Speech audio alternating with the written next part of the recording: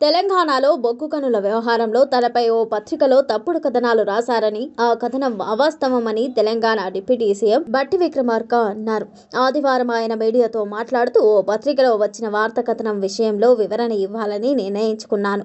నేను ఈ బాధ్యతలో ఉన్నంత వరకు ఏ గద్దలను రానివ్వను. మీకు ఇతర మీడియా సంస్థలకు ఏముందో తెలియదు. మీ మధ్యలో ప్రజాప్రతినిధులను లాగొద్దు అంటూ బట్టి విక్రమార్క సూచించారు.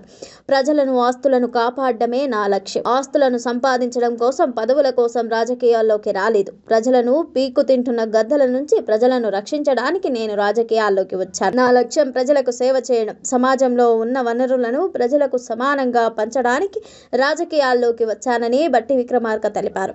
తప్పుడు కథనాలకు నేను భయపడేది లేదని ఆయన తేల్చి చెప్పారు. సింగరేణి తెలంగాణ ఆస్తులను దోపిడీదారుల నుంచి కాపాడుతాం. ఆత్మగౌరవం కోసం మేం బతుకుతాం. సీఎం, మంత్రులు రాష్ట్ర ప్రయోజనాల కోసం పనిచేస్తామని బట్టి విక్రమార్క అన్నారు. సింగరేణి అనేది తెలంగాణ ప్రజల ఆస్తులు, బొగ్గు గనులో ప్రజల ఆత్మ. టెండర్లను పిలిచింది సింగరేణి సంస్థ. టెండర్ల నిబంధనలు చేసేది సంస్థ. ఆ విషయంలో మంత్రి ప్రమేయం ఉండదు. అదే విధంగా క్లిష్టతరమైన ప్రాంతాల్లో గనులుంటాయి కాబట్టి ఫీల్డ్ విజిట్ అనేది పెడతారు. కేంద్ర ప్రభుత్వ సంస్థలకు ఇటువంటి నిబంధనలు పెడతారు. కొందరు ఏ ప్రయోజనాల కోసం కట్టుకథలు రాస్తున్నారో తెలుసుకుంటాం. ఇప్పుడు ఉన్న టెండర్లను కౌన్సిల్ చేయాలని చెప్పాను. కొత్తగా మళ్లీ టెండర్లు మొదలు పెట్టాలని ఆదేశించాను. ఒక అనుమానం వ్యక్తం చేశారు కాబట్టి కొత్తగా టెండర్ వేయాలని చెప్పానని బట్టి విక్రమార్క తెలిపారు.